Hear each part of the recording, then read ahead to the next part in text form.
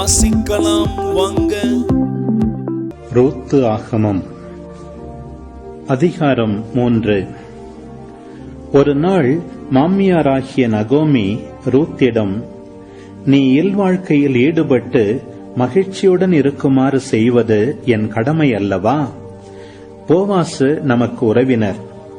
அவருடைய பணிப்பெண்களோடுதான் நீ இத்தனை நாள்களும் இருந்தாய். நான் சொல்வதை கவனமாய் கேள். இன்றிரவு அவர் களத்தில் வார்கோதுமையை தூற்றிக் கொண்டிருப்பார். நீ குளித்துவிட்டு எண்ணெய் தடவிக்கொண்டு உன்னிடமுள்ள ஆடைகளில் மிகவும் நல்லதை உடுத்திக்கொள். பின்னர் அவருடைய களத்துக்கு போ. ஆனால் அவர் உண்டு குடிக்கும் வரை அவர் கண்ணில் படாமலிரு. அவர் படுக்கும் இடத்தை பார்த்து வைத்துக்கொள்.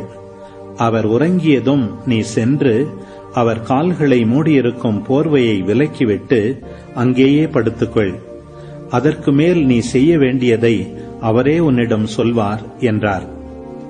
ரூத்து, நீ சொல்லித் தந்த அனைத்தையும் நான் செய்கிறேன் என்றார். அவ்வாறே ரூத்து அந்த களத்துக்குச் சென்று தம் மாமியார் சொல்லித் தந்த அனைத்தையும் செய்தார். போவாசு உண்டு குடித்து மகிழ்ச்சியாயிருந்தார். பிறகு அவர் தானிய குவியல் ஒன்றின் அருகே சென்று உறங்குவதற்காக படுத்துக் கொண்டார்.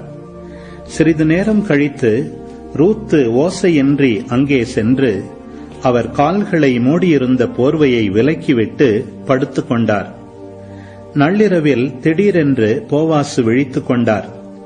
தலை உயர்த்தி பார்க்கையில் தம் காலருகில் ஒரு பெண் படுத்து கிடப்பதை கண்டு திடுக்கிட்டார். உடனே அவர், யார் நீ என்று கேட்க, அவர், நான் தான் ஐயா, ரூத்து, உம்முடைய அடியாள். நீரே என்னை காப்பாற்றும் கடமையுள்ள என் முறை உறவினர். அந்த முறைப்படி என்னை உமது போர்வையால் மூடும் என்றார். அதற்கு அவர், என் மகளே, ஆண்டவர் உனக்கு ஆசி வழங்குவாராக. நீ இதுவரை காட்டிய குடும்ப பற்றை விட இப்போது காட்டும் குடும்ப பற்றே மேலானது என்பேன். ஏனெனில் பணமுள்ள ஓர் இளைஞனை நீ நாடவில்லை. ஏழையாயினும் இளைஞனே வரவேண்டும் என்று நீ கேட்கவில்லை. என் மகளே, கவலைப்படாதே. என் உறவின் முறையினர் அனைவருக்கும் நீ எவ்வளவு நல்லவள் என்பது தெரியும். நீ கேட்பது அனைத்தையும் நான் செய்து முடிப்பேன். நான் உன்னை காப்பாற்றும் கடமையுள்ள உன்னுடைய முறை உறவினன் என்பது உண்மைதான். எனினும் என்னை விட இன்னும் நெருங்கிய முறை உறவினர் ஒருவர் உனக்கு இருக்கிறார். இந்த இரவு கழியும் வரை நீ இங்கேயே இரு. காலையில் அவர் உன்னுடைய முறை உறவினராக தம் கடமையை ஏற்றுக்கொள்ள முன்வருவாரானால் நல்லது. அவர் ஏற்றுக்கொள்ளாவிடில் நானே அக்கடமையை ஏற்றுக்கொள்வேன். வாழும் ஆண்டவர் மேல் இதை ஆணையிட்டு கூறுகிறேன். பொழுது புலரும் வரை இங்கேயே படுத்திரு என்றார். அவ்வாறே ரூத்து பொழுது புலரும் வரை அவர் அருகே படுத்திருந்தார். ஒரு பெண் களத்திற்கு வந்திருந்தது யாருக்கும் தெரியக்கூடாது என்று போவாசு ஏற்கனவே அவரிடம் சொல்லியிருந்தார். அதற்கிணங்க ஆள் அடையாளம் கண்டுகொள்ள இயலாத வைகறை பொழுதிலேயே ரூத்து எழுந்துவிட்டார். போவாசு அவரிடம், உன் போர்வையை விரித்து பிடி என்றார். அவரும் அவ்வாறே செய்தார். அவர் 6 மரக்கால் எடையுள்ள வார்கோதுமையை அதில் கொட்டி அதை அவர் எடுத்து போகுமாறு கொடுத்தார். ரூத்து மாமியாரிடம் வந்ததும், நகோமி, மகளே, என்ன நடந்தது என்று கேட்டார். போவாசு தமக்கு செய்ததையெல்லாம் ரூத்து கூறினார். மேலும் அவர், நான் உம்மிடம் வெறுங்கையோடு வரக்கூடாது என்று அவர் 6 மரக்கால் வார்கோதுமையும் கொடுத்தார் என்றார்.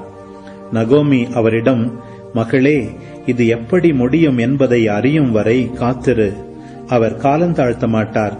இன்றே இதற்கு நல்லதொரு முடிவு காண்பார் என்றார். ரூத்து ஆகமம் அதிகாரம் 4. இதற்கிடையில் போவாசு பொதுமன்றம் கூடும் நகர வாயிலுக்குச் சென்று அங்கே அமர்ந்து கொண்டார். போவாசு முன்பு குறிப்பிட்ட எலிமலேக்கின் முறை உறவினர் அவ்வழியாக வந்தார். போவாசு அவரை பெயர் சொல்லி அழைத்து, இங்கே வந்து சற்று உட்காரும் என்றார். அவரும் அவ்வாறே அருகில் வந்து உட்கார்ந்தார். பிறகு போவாசு ஊர் பெரியோருள் 10 பேரை வரவழைத்து, இங்கே சற்று உட்காருங்கள் என்றார். அவர்கள் உட்கார்ந்தவுடன் போவாசு அந்த உறவினரை நோக்கி, நம் நெருங்கிய உறவினரான எலிமலேக்கிற்கு சொந்தமான தொண்டு நிலம் ஒன்று இருப்பது உமக்கு தெரியும் அல்லவா? மோவாபு நாட்டிலிருந்து திரும்பி வந்திருக்கும் நகோமி இப்போது அதை விற்கப் போகிறார். இதை உம் காதில் போட்டு வைக்க வேண்டும் என்று நினைத்தேன்.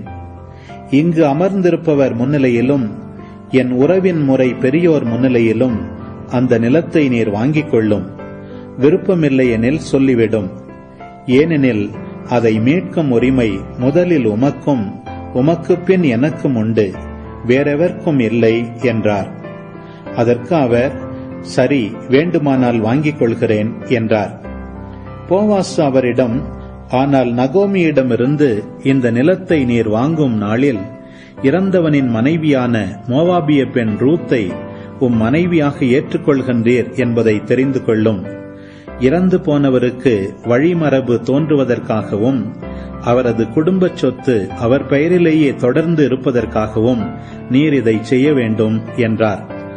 அவரோ, என்னால் அந்த நிலத்தை வாங்க இயலாது.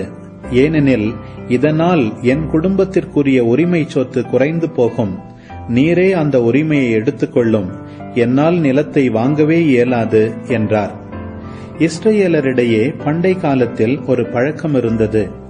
நில விற்பனை அல்லது கொடுக்கல் வாங்கல் நடைபெறும் போது எடுக்கும் முடிவை உறுதிப்படுத்துவதற்காக ஒருவர் தம் காலணியை கழற்றி மற்றவரிடம் கொடுத்து விடுவார். எடுக்கப்பட்ட முடிவை உறுதிப்படுத்தும் முறை இதுவே.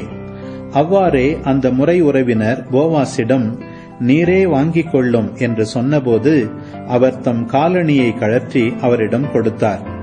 அதன் பின் போவாசு அங்கிருந்த பெரியோரையும் மற்றெல்லாரையும் நோக்கி, நான் எலிமலேக்கு, கிலியோன், மக்லோன் ஆகியோருக்கு உரிமையான அனைத்தையும் நகோமியிடமிருந்து வாங்கிவிட்டேன். இதற்கு இன்று நீங்களே சாட்சி. மேலும் மக்லோனின் மனைவியாயிருந்த மோவாபிய பெண் ரூத்தை என் மனைவியாக ஏற்றுக்கொள்கிறேன். இறந்தவரின் உரிமை சொத்து அவர் பெயரிலேயே தொடர்ந்து இருக்கவும் அப்பெயர் அவருடைய உறவின் முறையிலும் ஊரிலும் நீடித்திருக்கவும் இதை செய்கிறேன். இதற்கும் நீங்கள் என்று சாட்சி என்றார்.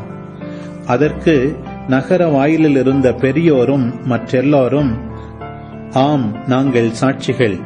இஸ்ரேலின் குடும்பம் பெருகச் செய்த ராகேல், லேயாள் இருவரை போல உமது இல்லம் புகுந்திடும் இந்த பெண்ணும் இருக்கும் வண்ணம் ஆண்டவர் அருள்க. எப்ராத்தில் வளமுடன் நீர் வாழ்க.